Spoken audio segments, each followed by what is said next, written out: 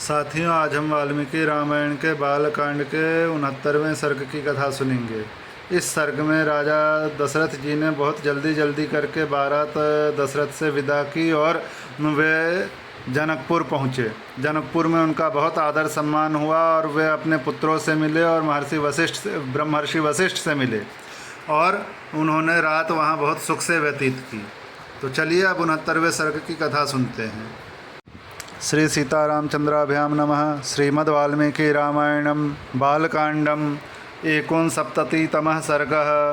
दलबल सहित राजा दशरथ की मिथिला यात्रा और वहां राजा जनक के द्वारा उनका स्वागत सत्कार।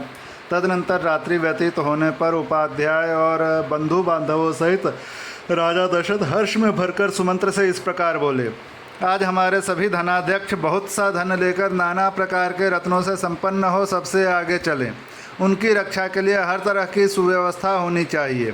सारी चतुरंगिणी सेना भी यहाँ शीघ्र ही कूच कर दे।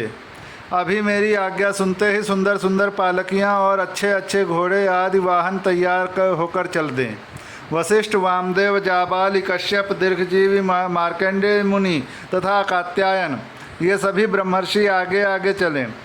मेरा रथ भी तैयार करो, देर नहीं होनी चाहिए। राजा जनक के दूत मुझे जल्दी करने के लिए प्रेरित कर रहे हैं।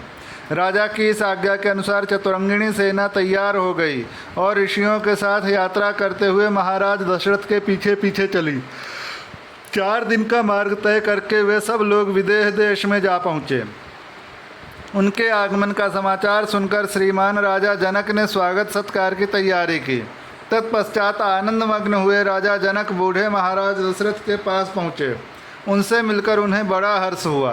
राजाओं में श्रेष्ठ मिथिला नरेश ने आनंदमग्न हुए पुरुष प्रवर राजा दशरथ से कहा, नरश्रेष्ठ रघुनंदन, आपका स्वागत है। मेरे बड़े भाग्य जो आप यहाँ पधारे।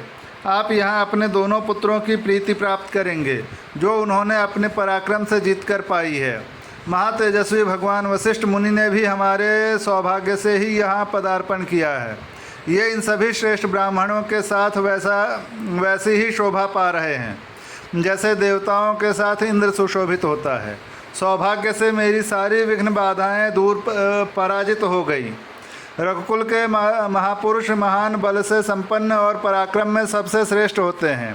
इस कुल के साथ संबंध होने के कारण आज मेरे कुल का सम्मान बढ़ गया।